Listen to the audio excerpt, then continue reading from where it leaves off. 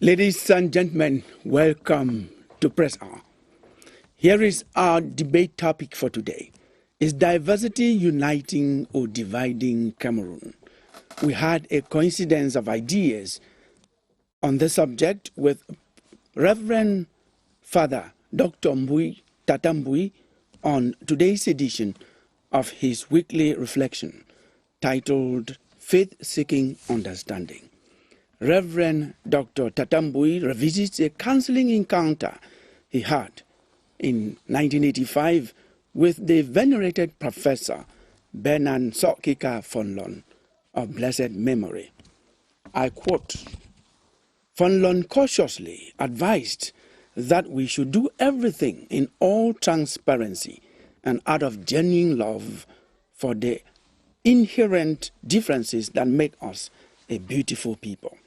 And beauty, he reminded me, is to be found in the unity of diversity, not in the suicidal uniformity.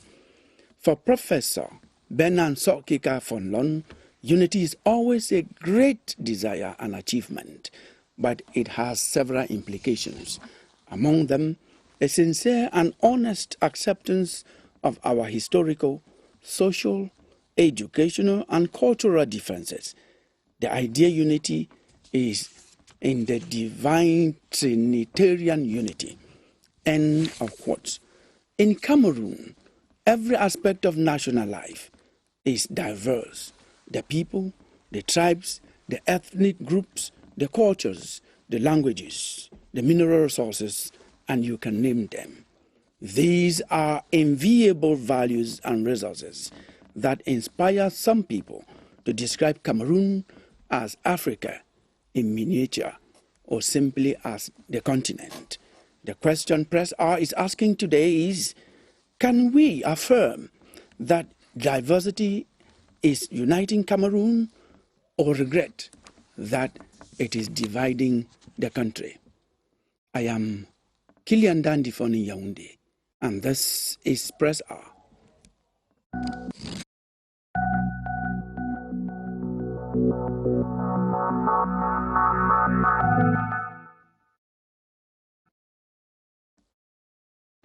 Welcome back, ladies and gentlemen.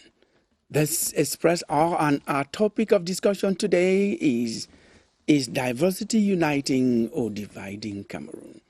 And to talk about this topic, we got the inspiration from a conference that took place in Yaoundé this week on diversity. We have able guests, specialists in the domain, who are going to enlighten us on what they did during the week and how diversity is an asset in Cameroon and how that asset can be consolidated. But also we're going to see how some people are mismanaging such diversity in such a way that it is dividing us. And then we chart the way forward with some resolutions and recommendations that come from that conference. We have with us Professor David Zeidlin. He is an anthropologist from the University of Oxford. We have the privilege to have you on our set today. You're welcome. Thank you very much. Is this the first time you're coming to Cameroon? Oh no, I have been coming to Cameroon for 40 years. I first came in 1985. And you've carried out some studies in Cameroon? I've been studying here every year. Yes, we are happy to see you. You've studied diversity and done some empirical study in diversity. We're going to have the privilege to have you share your experiences with us in this country. Now, we have another anthropologist of ours, a household name on Press, Professor Pascal Koum Awa, who is an anthropologist, as I say. He also is the Inspector General, the Ministry of Youth Affairs and Civic Education. Professor, thank you once again for coming. The pleasure is mine, Kilia. Yes, and Dr. Ayuk Take Menyang, who also comes here. He has several caps that he wears. He decides to wear one. A doctor, he studied widely, and sometimes he has different topics on which he intervene on this set. Today, we've taken him as a civil society to see exactly to take the part of Cameroonians. Dr. Ayuk, you're welcome. Greetings, fellow panelists and distinguished professor. Thank you, Mr. Kilian, for once more inviting me to this program in order to discuss and orientate Cameroonians about issues that affect the lives of all Cameroonians. It's indeed a pleasure. I think we are a great nation. Cameroon, as you rightly said, is Africa in miniature. And by discussing issues linked to cultural diversity, we can go a long way to promote growth and development and enhance creativity and innovation. Thank you so much, Doctor. You're going to develop that idea for us during the program and enlighten Cameroonians. At this time, I introduce you Bertrand Do. Sometimes he wants me to call him Do Bertrand, whichever way is his name. He is the managing director. Managing editor. Managing editor of the Guardian Post newspaper.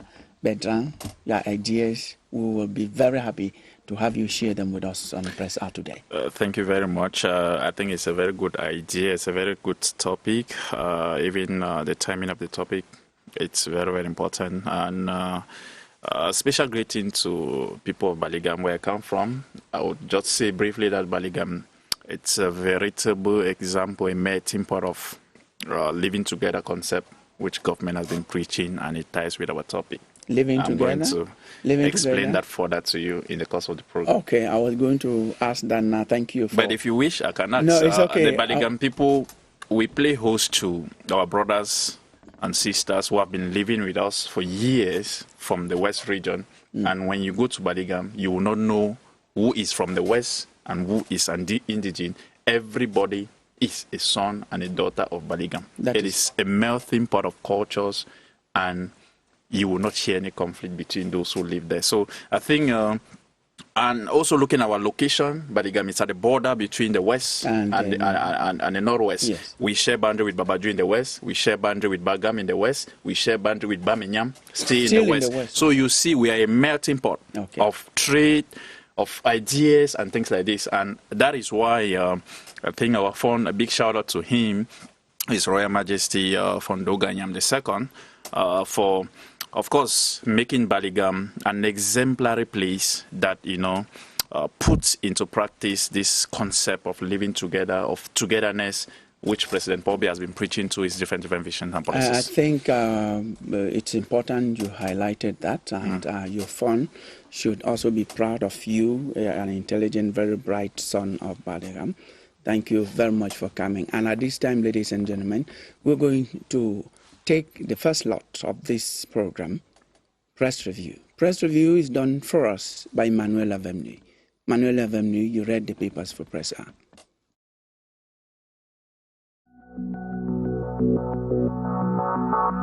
The resignation of Cameroon's Minister of Employment and Vocational Training becomes that one story running through most newspaper columns the week ending. Chiroma tenders resignation to Prime Minister, and Minister Jean de Dieu Momo says it is high treason, writes The Horizon. To The Voice, Biya Chiroma bond rupture materializes as Chiroma breaks Biya's alliance in the National Post. Then speeds fire from Garwa in the Guardian Post, calling for national reawakening and regime change. Then declares his candidacy for the October presidential election in the Express. The median sees the South region divided over Biya's continuity as Sons of the Region call for sanction vote against Biya in the weekly publication. Yet Municipal Updates reports that elite restates Biya and CPDM's popularity in the Grand North. But the interest of the Herald Tribune is on Kawala, who calls for boycott of presidential election over lack of reforms. Just when Paul confirms Kamto as Cameroon's third president in The Horizon, Akere Muna gets François Hollande's blessing at Paris meeting in the Guardian Post before unveiling first 100 days action plan to reshape Cameroon in The Voice. At the time, Honorable Njingu Musa plucks Northwest SDF bigwig for the CPDM in the Guardian Post, The Horizon speculates on who could likely occupy post of Vice President of Cameroon if rumors were true then, those in pole position. At the time, dialogue on the electoral process in Cameroon intensifies. In Cameroon Tribune, Municipal Updates reports that stakeholders in the domain have voted for peace, transparency, and more, especially as the role of the civil society organizations in achieving this has been explained in Cameroon Tribune. Then the Southwest Development Authority Board reportedly thinks big in The Advocate by advancing local development despite security challenges. In the media, Soweto Board salutes management's breathtaking results in the Guardian Post. What Municipal Updates simply describes as Soweto's resilience happening when Bamenda City roads set for major overhaul, especially as the priority projects for 2026 budget have been fixed during the cabinet meeting in Cameroon Tribune. Government lists major development projects for 2026-2028 medium-term projections in Cameroon Insider before Mines Minister Professor Fukalistus Gentry outlines procedure for acquiring mineral permits in the Guardian Post. Bia's ambition to make Cameroon major energy hub gets fresh boost in the same paper as massive leakages are reported in the 2025 GC examination. In the median, the National Post informs that Secondary Education Minister decries alarming decline in performance in official examinations. At the time, the Bilingualism Commission sends teams to Spain, Turkey, Vatican, and Japan to ensure use of official languages. In Municipal Updates, 2 die in food poisoning and 60 hospitalized in Douala in the Guardian Post. To the National Post, food poisoning claims 2 lives and leaves dozens hospitalized. Cameroon Insider revisits Widows' Day celebration with its headline, When Widowhood Rights Breach Widows' Rights. According to the bi-weekly publication, Widows' Day comes and goes, but their suffering remains. Until I come your way again, this is your Hour with the Press.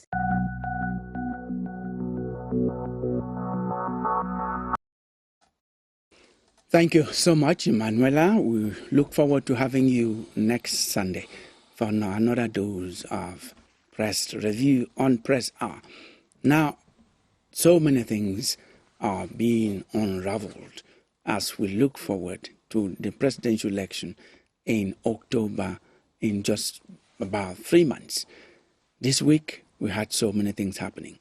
Many people are predicting so many other things to happen as we prepare to go to the polls to choose who is going to steer the ship of state to preside over the destiny of our country. Now, Bertrand, you read the papers. Also, we've watched together. You even wrote some of the papers as a managing editor.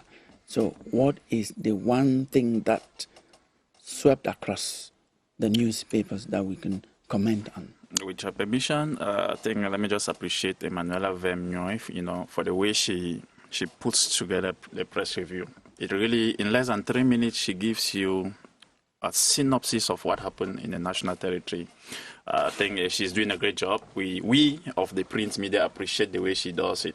Yes, and then to come back to she has had some prizes from some newspapers, and it just goes to show that she merits it. Okay. She does it so perfectly. Someone who is from print will understand what I'm talking about. Okay. Reading through the papers to see how you link one paper to the other is really beautiful. So to come back to your question, it goes without saying, one of the most topical things that has happened within this week is the resignation of a member of government, and not only a resignation, but his declaration to run for the upcoming presidential election. There's someone we know so well, Minister Issa Churuma Bakari, has resigned, and then we've also had another member of government who has been in close links with the ruling CPDM, Minister Bello Buba Maigari, who yesterday declared that he is also going to stand for the October poll. I think these major developments, linking them to other things that have been happening in the country. We saw a faction of, sons and daughters of the South region where the head of state comes from, who through a missive, were threatening a sanction vote on the head of state if he is still going to run. We also had echoes from the East region where there are some, dissenting voices people not wanting him to take another mandate. We've also had other echoes from the three northern regions. So I think this just goes to say that the calls that have been coming for the past 2 years or so from key or bigwigs of the ruling CPDM calling on the national president of the party to take another mandate, which will be the 8th, that if he succeeds to grab it and pull through it, he will be 50 in power. I think it's a moment for them to reflect. There is nothing wrong in calling for your party leader to take another mandate, but I think that when you find when you really reflect on what is happening at the moment. You are talking about the CPDM. I thought we were talking about the resignation. I mean, I am linking my ideas. Before you continue, you talked about people who are promising to defect, but you've not also talked about one renowned lady from your division who has left the SDF to the CPDM and announced it. As some people are leaving the CPDM, others are entering. But it depends on the strategic positions that they hold. What I want to drive across is it appears that the ruling CPDM is losing it from the top.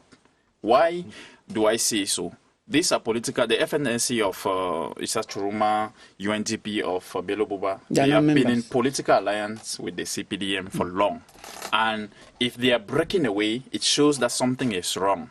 And this is and the messages that they are sending across is a rallying message. When you read through the 24-page document that was released by Issa Churuma, he touches on a lot of critical things when he is calling for national reawakening and a regime change. These are things that Cameroonians have been talking about. And when people who have been singing the song of the CPDM start breaking away and calling for regime change, it is so much. I think we should not be carried away, but it is something that Cameroonians want. We are not saying the CPDM should not go for elections. We are looking at who they want to. Yes, because they are, of course, these legally. people are allies of the CPDM. And they are breaking away. They've not been singing the song of the. Let me just get this straight. They are singing the song of the system. Not the CPDM. Yes, the system. The system is controlled by the ruling CPDM. It links. It links. The government in place it's a government led by the CPDM regime. Take the resigned minister Issa Chiroma Bakari. Yes. He was an ally of the presidential candidate of the CPDM, not of the CPDM. Now he made it so clear himself. The Minister of State Bello Buba Maigari says he's wrong. He had a platform with the ruling CPDM, a platform since 2002. They say they have the right as a political party from a constitution to stand for and get party. their own candidate for the election. Of course. So it's a right. And, so this is what is making Cameroonians to ask questions. What has yeah, happened in this union within these years that is making it to break away? I agree with you. And there's someone here who will tell you that it's a non-event. We have had ministers before in 1990, 1992. Minister Gaga Haman resigned from government. Kilian, don't downplay the resignation. The context in which they I'm not downplaying. I'm not downplaying. You know, these people 1992. The context in 92 and now is different. Please, you agree with me? Please. There is a lot of political awareness. There is a lot of social media has made a lot of awareness. Cameroonians, can you let me also consciousness talk? is there. I allowed you to talk. Can I sorry. talk? The consciousness is there among Cameroonians. 1992. It's the period in Cameroon, in the history of Cameroon, where we can call that a whirlwind. And that was when Minister Gaga Hamanaji resigned. And you cannot say we are downplaying by saying this. In 1997, we had another minister who resigned, Titus Itsua. You know how close he was to the ruling party and to the President of the Republic. And he was in the CPDM. One other minister has resigned, not two, because Minister of State Bello Buba has just declared, has resigned. Also stepped aside. Yes. Has resigned. So we have had resignation before. So you can't say that this one is going to, but we have someone here who also militates in a political party and will tell you that it's some of the things that you said he could straighten you on the other side of the coin. Thank you, Kilian. I want to reiterate that we are here to orientate and educate Cameroonians for them to be patriotic and to live in harmony. The first thing I picked out of the press is our level of democracy. Our level of democracy is growing. It is clear. That is the only message we got from the press, because it's a clear demonstration that Cameroon is a democratic country and we respect all democratic principles. Now, to talk about resignation of some members of government, they resign clearly, and I want to reiterate, those members of government were in government as opposition leaders. They have their political party. The Chiruma and even the Bello Buba Magari were not in the government as members of the CPDM. They had their own political party. I think that is little or no news for the CPDM party, given that they were, first of all, non-members. And that is why, if you see the party leadership, they have not bothered that much. I think the CPDM party is a very strong party, a credible party, and with the grassroots support we have in the north, in the south, in Littoral, we are calm and preparing for the election. So the resignation of former Minister Issa Chiruma is an indication that Cameroon is a democratic country and does not hamper, does not affect the CPDM political party in any way. Thank you so much. This is not our topic, but we have two anthropologists, and one is a national. We'll go to the one who is a national as an anthropologist. Tell us, how do you see the society going when you see this type of behavior running up to a very decisive, very important election? Thank you very much, Kilian. I want to say that if you place salt or sugar somewhere, ants will come to feed on. And it is exactly what Cameroon looks like. Cameroon is like that salt or sugar that has been placed somewhere. And they say, okay, there's food here, come, everybody, and the ants will be calling everybody. What happened in the past with political alliances was that there was this cow to milk, and everybody came to milk. Now that it is obvious that people begin to have the impression, okay, the cow, the milk is not more... It's drying up. It's drying off. It is time to go. With different calculations. Mm-hmm. Because you see, the two candidates come from what you call Grand North. Mm. And that is where, that is the political bastion. Mm-hmm. If you win elections in the Grand North, yes, you win. Yes, you win elections in Cameroon. Okay. So the calculation now is, okay, let's move back. Remember, Minister Issa Chiruma and Minister of State Bello Buba were in one party. Yes. Right from the CPDM. So they know themselves very well, and they work together. They pulled the population towards the CPDM. Now they feel, okay, they have studied the ground very well, knowing that if they mobilize enough, they could pull the strings. Yes. So let's move aside, because what I'm saying, the way I'm saying things go, yes, they may not be the candidates, they may raise another candidate. That's the way I see things going. Okay. Bertrand, they have not said they are going to go together. There's one candidate who is going on his own. For now, another one is going on his own. And there could be an alliance for the three. Well, for now we are not sure. We are not sure. We are just reading the what is happening within the political landscape. Okay. If you have read the papers, you've realized that there is a paper that is already foreseeing an alliance between the Grand North, which we'll call our Cameroonian swing states, like Prof said. If you win elections up there, that's all. And with the West region, an alliance between the Grand North and the West, it's a killer in Cameroon. If the political heavyweights of the northern regions can present a unique candidate that represents them, I bet you it will be a different thing in October. It will be a different thing. But if they go as individuals, they will not be able to withstand the force that the CPDM has. I recognize this. The CPDM is planted everywhere. And they as individuals might not really be able to defeat the, yes, the, and to close the this CPDM and party. to close this topic, the CPDM hasn't yet declared who their candidate is. Thank and you that so is much. where Thank you so that much. is where Cameroonians Thank, are still thank you, living. yes. thank you so much. We'll look forward to that. We're going now, ladies and gentlemen, to handle our topic of the day, and it is diversity uniting or dividing Cameroon?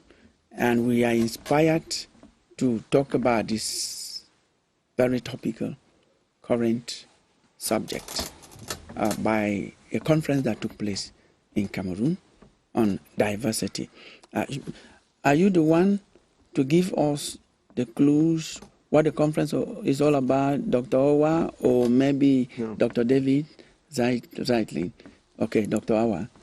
Yes. Briefly, so that we Yes, I would say that the conference was organized by the Ministry of Youth Affairs and Civic Education, because it's duty to inform Cameroonians, to rearm Cameroonians, to know their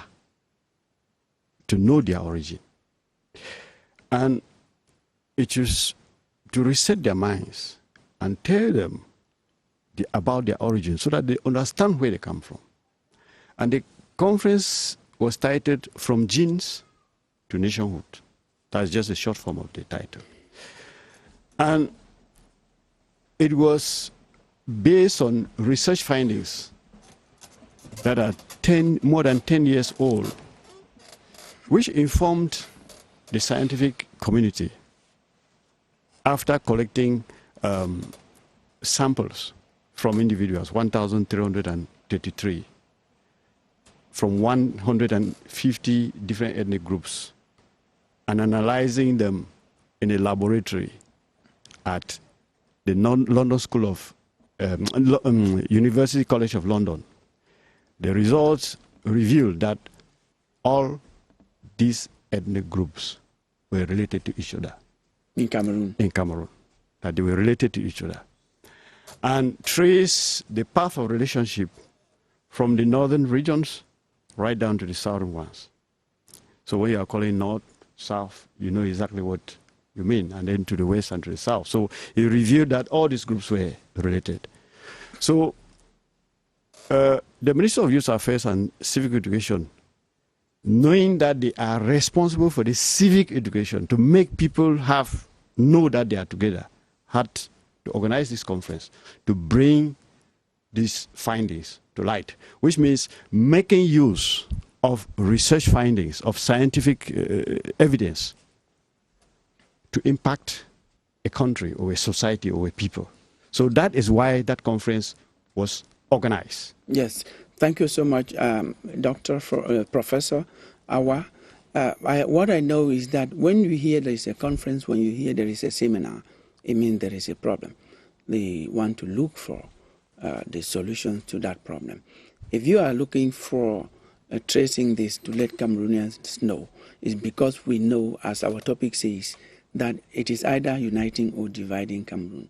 It's because we know that there are certain problems that diversity in Cameroon is making it, instead of being an asset, it's making it a liability. But we are still on the part of asset. And I want to move over to Professor David Zeitlin now to tell us, during your stay, 40 years of study in Cameroon, and the results that you have had, what is diversity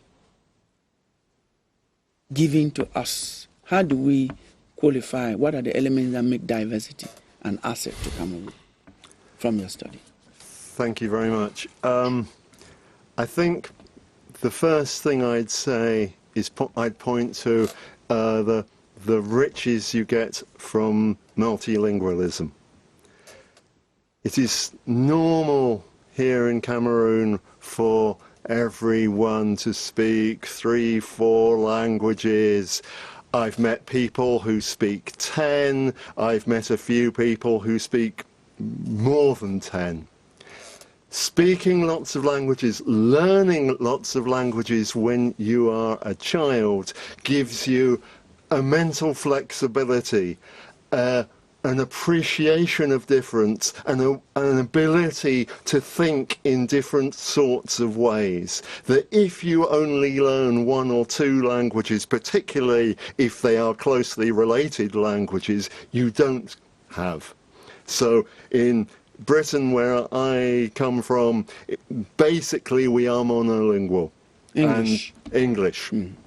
And that is a problem for us, particularly when we go across the channel to the rest of Europe, or when I come here and find 250, it depends how you count, languages. The other thing I'd like to say, in terms of the kind of wider theme, is that I am concerned that pointing at ethnic difference, pointing at linguistic difference, is an easy thing to do to blame people. But it's addressing, I suppose, the symptoms, not the cause. Okay. So I work in Adamawa, and there are Fulani who are Muslim, speak for full day, and stereotypically they herd cows. And I work with Mambila people who speak Mambila, completely different language family, and stereotypically they are farmers. And most Mambila, not all, but most Mambila are Christian.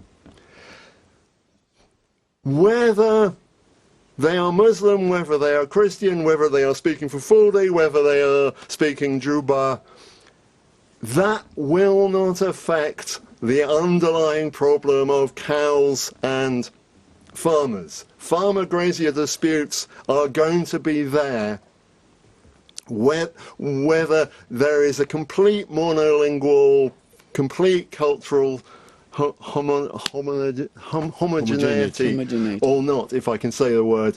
But it all gets mapped onto ethnic difference, and that confuses things. It's not the fault of ethnic difference that farmers don't like cows, and it's not the fault of ethnic difference either. Okay. What you make me understand, Professor, is that Cameroon is a rare country with such multilingualism that we don't have any other country in Africa close to Cameroon. And mostly in the West and even the East, we have one. When it is 2 languages, it's different. Can we know some of the countries in Africa from your study, comparative study, that speak some other languages, for us to try to see why we in Cameroon have that asset and we have to capitalize on making it an asset?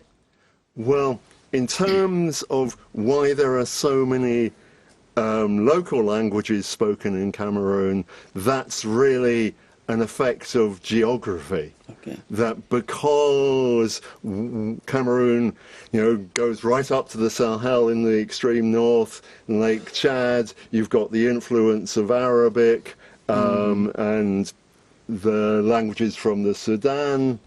In the southeast, you've got the deep tropical rainforest where there are pygmies who are speaking completely unrelated languages. Then Cameroon is the origin of the Bantu expansion, so all Bantu languages throughout Africa have come from here. Okay. So, and then Fulfulde comes in from the west, ultimately from Senegal. So it's where north meets south, east meets west. And in that sense, geographic explanation of why there are so many local languages.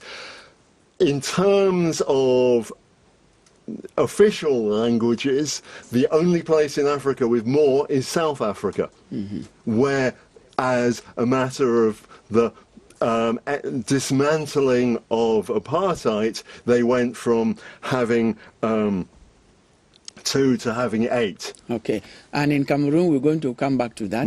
There is a public policy in Cameroon where we have some of our languages that are going to be officialized.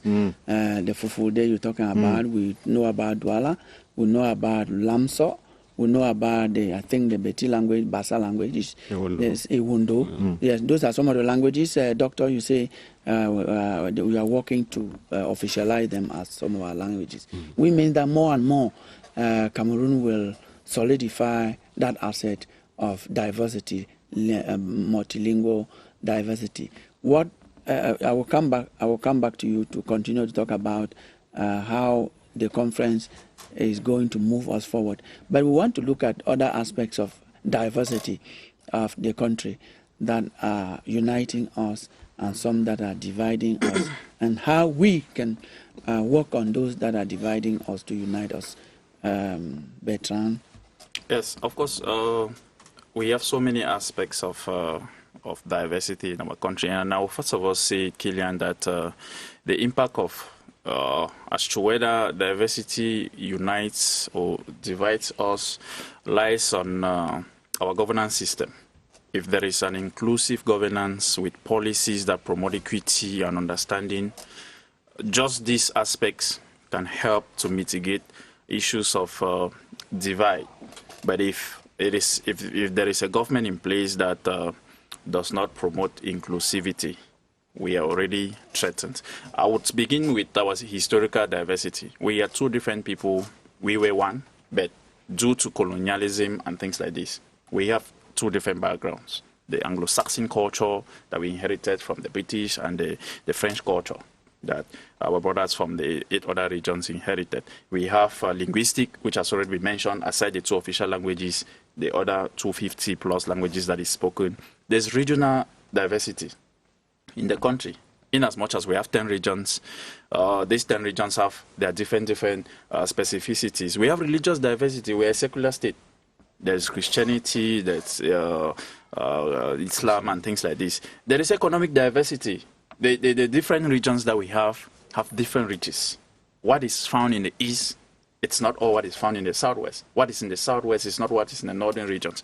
These regions have their different specificities and riches that should rather be bringing us together. But when you look at the way our governance system is, I mentioned inclusivity. Because of lack of inclusiveness in the way we treat people who are coming from 2 historical backgrounds, there is this perceived marginalization. Marginalization itself, because it is there. That is inclusivity lacking.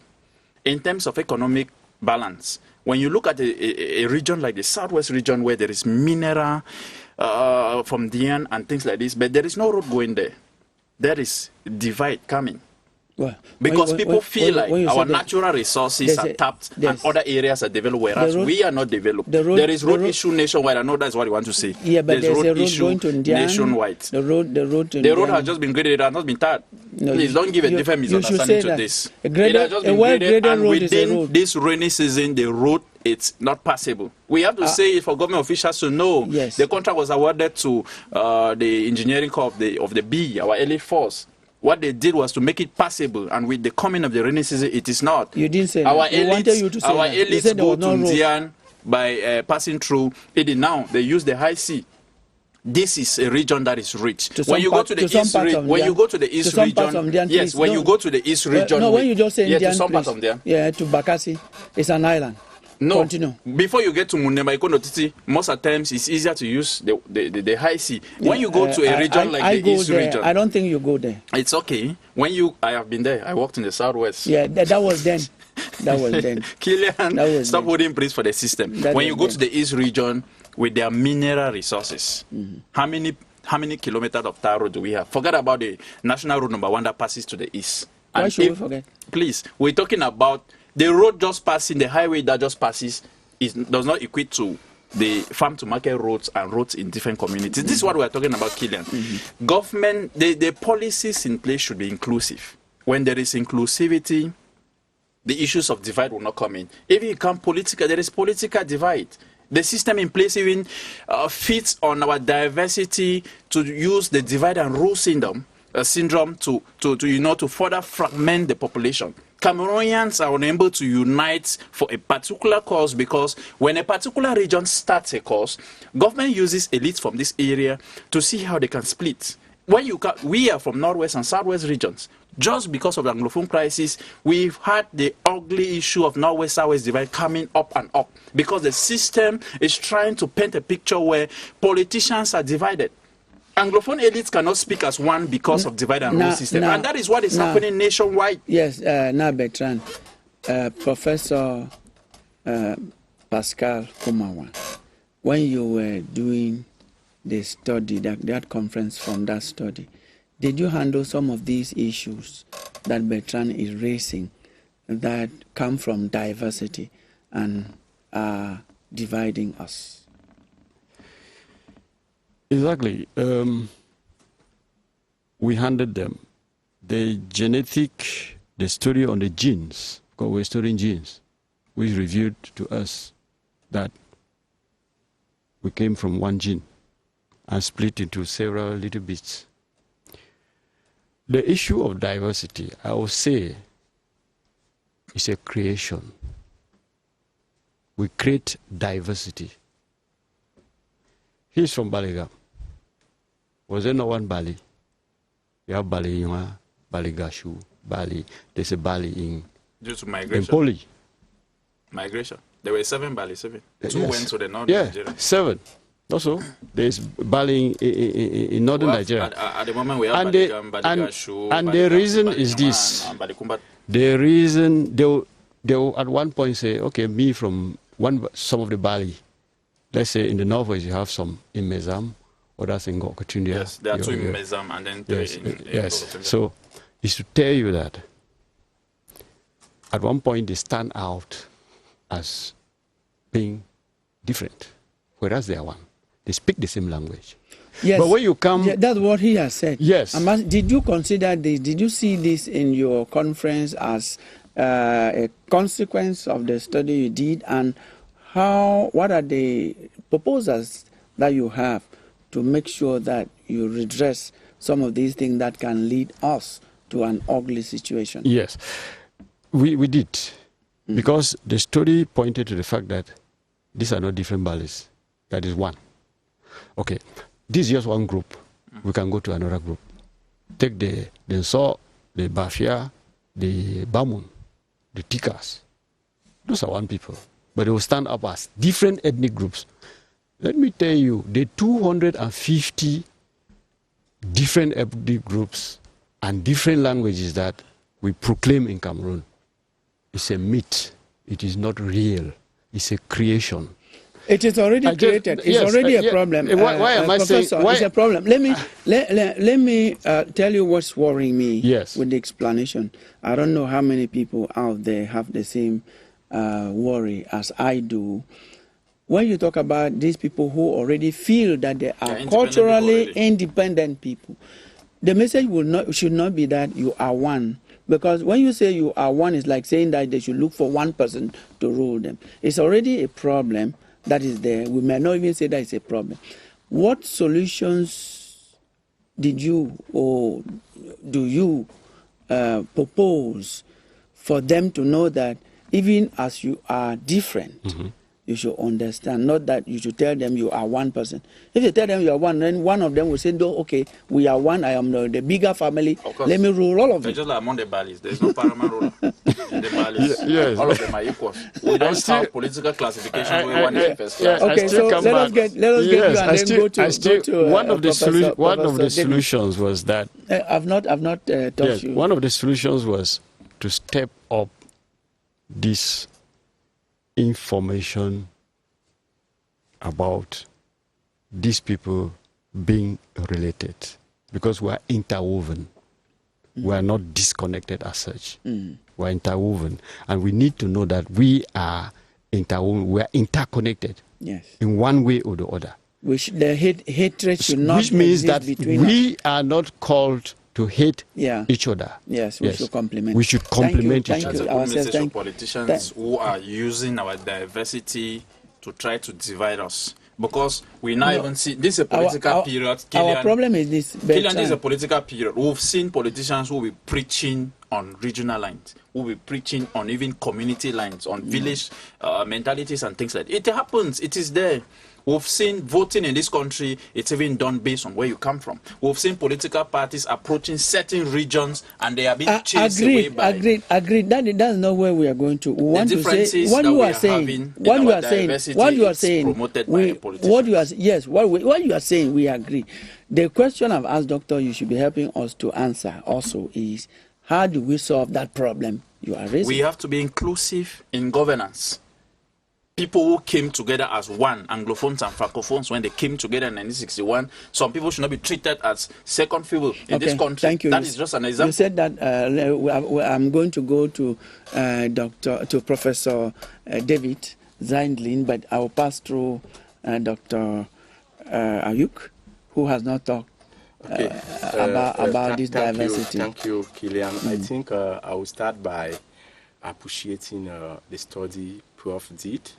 It's a very relevant study for Cameroonians to teach us the lesson that we are one. We are one. To get back to the topic, I will insist that diversity is a double-edged sword. It presents opportunities as well as challenges. Diversity depends on how it is perceived and managed. We did another study on the effect of diversity to Cameroonians. And this study was published in the Springer Journal.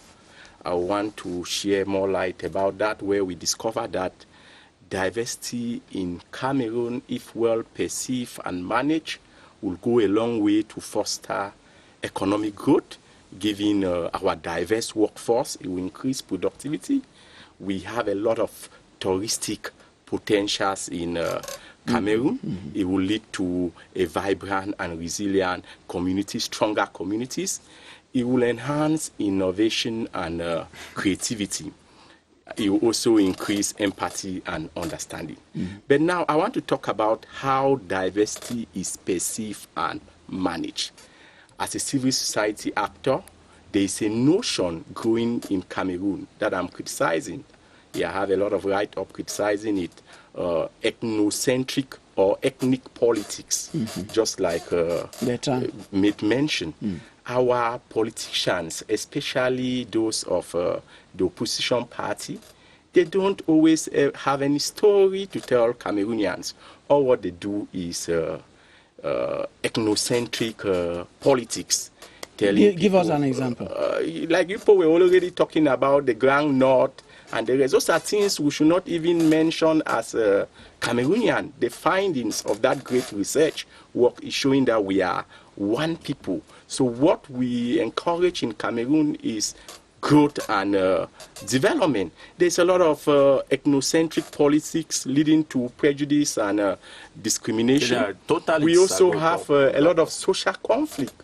So our diversity is supposed to unite us, but is dividing us because of the way it is perceived, especially by politicians. Some politicians, each time they want to create social conflicts, cultural misunderstanding. A glaring example is the Anglophone crisis that started since the crisis in the Northwest and Southwest since 1916. No, since 2016. 2016, I'm sorry.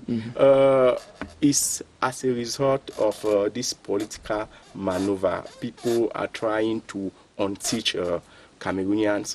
But I want to say strongly that diversity, if well managed, can help foster growth and development in Cameroon. Professor David, let me just make some few points on what Dr. has said.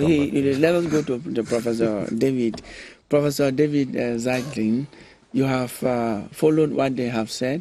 I will first ask you whether you have a reaction to what they have said. Then I will ask you a question on the way forward from your work. Okay, your reaction first to what you've listened to them say.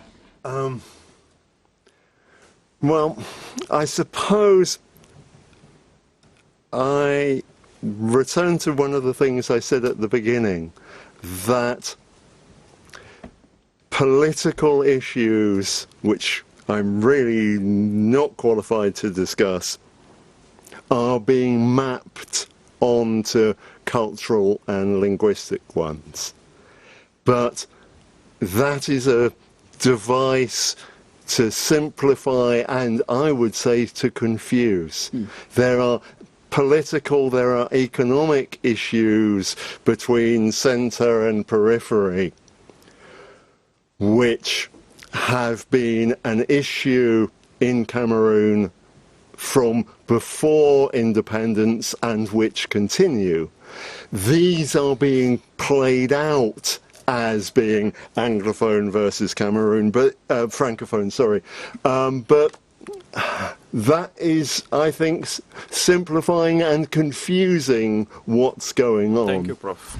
Now, the question to you is 40 years of this study on diversity in Cameroon, especially on multilingualism. Where do you think this will take Cameroon to? That is the ability to speak more than 250 languages, and we have a potential. Some people talk about 278, 279. So where can this take Cameroon to?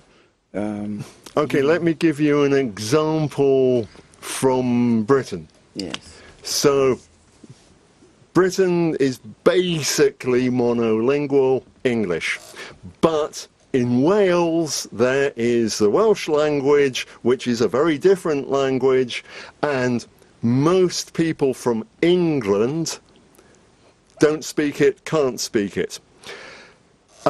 In Wales, in their health service, they love doctors and nurses who come from Cameroon and Nigeria, because they come to Wales and say, oh, you speak a different language. They're surprised. No problem, I'll learn it. Okay. Someone from England goes to Wales, says, oh, I can't understand a word they say.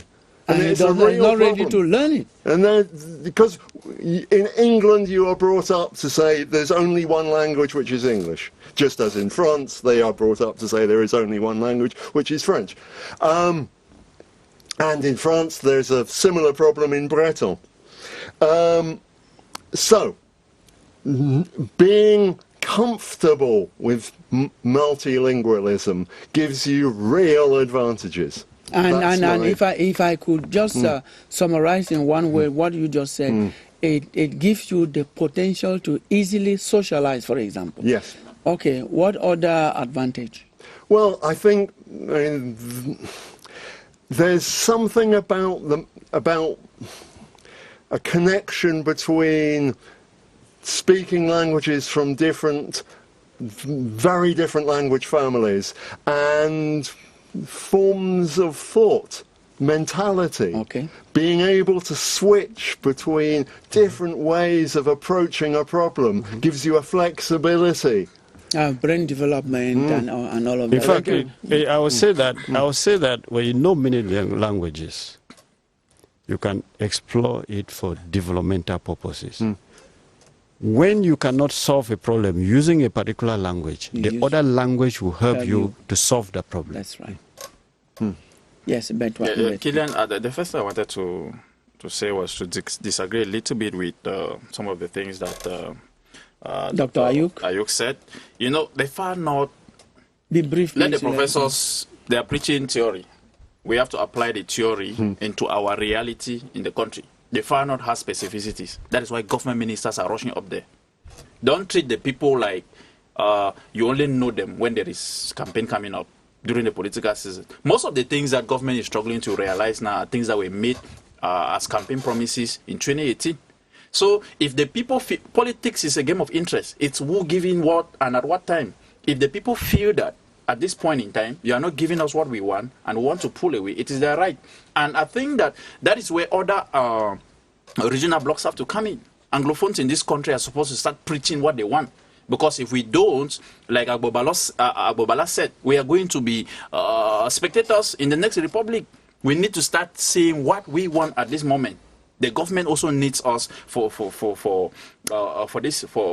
in order to pull through. So, but I feel that our issues, what the professors have said, we need to implement it with our practical realities, our local realities. Yes. Our issues of diversity are issues that have to do with government not being inclusive, government not involving everybody that comes from the 10 regions. I'll explain, Killian. Yeah, we have issues of...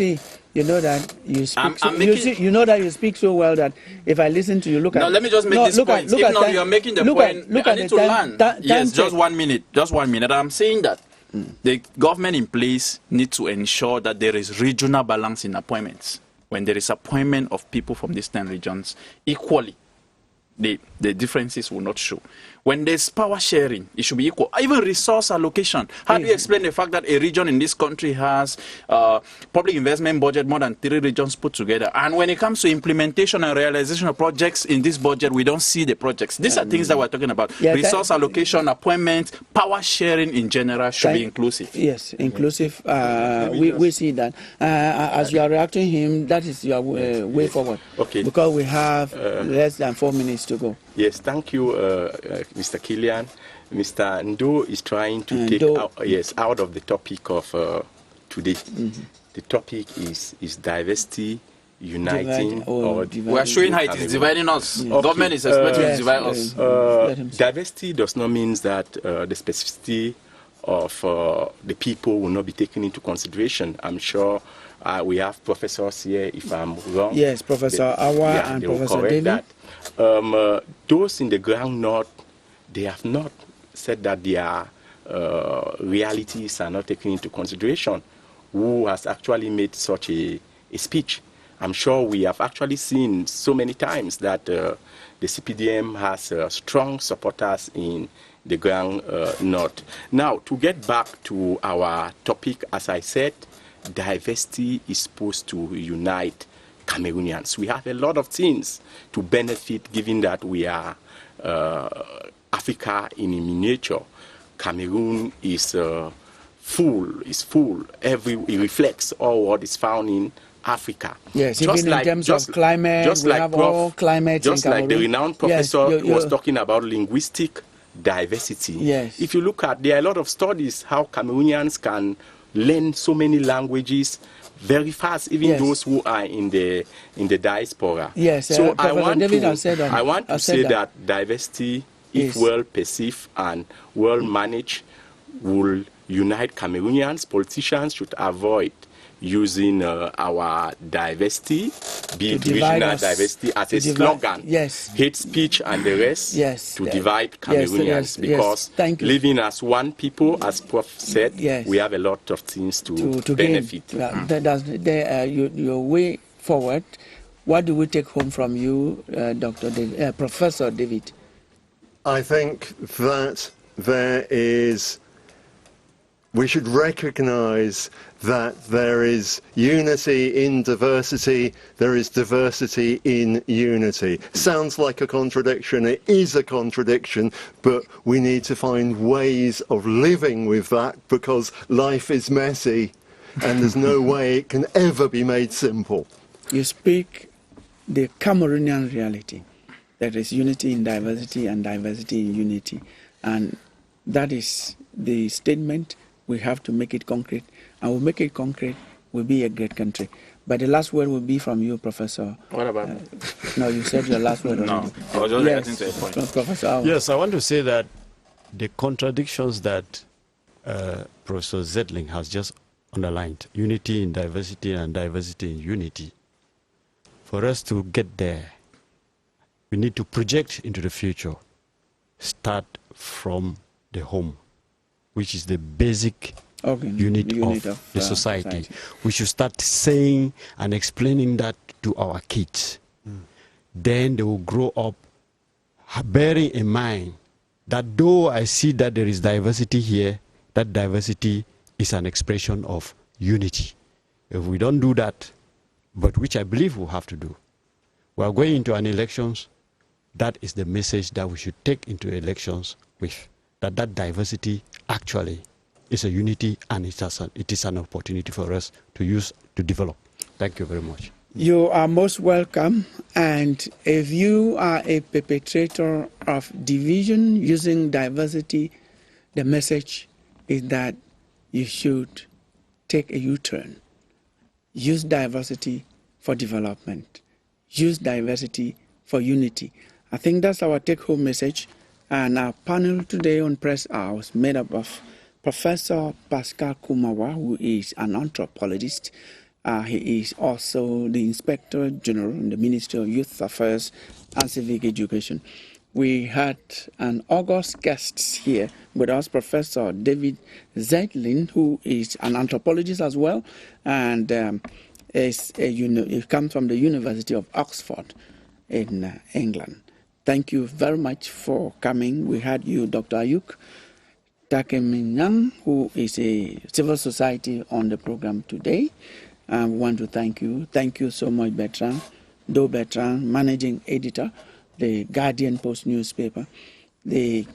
On behalf of the production team, we want to thank you enormously, ladies and gentlemen, for watching this program.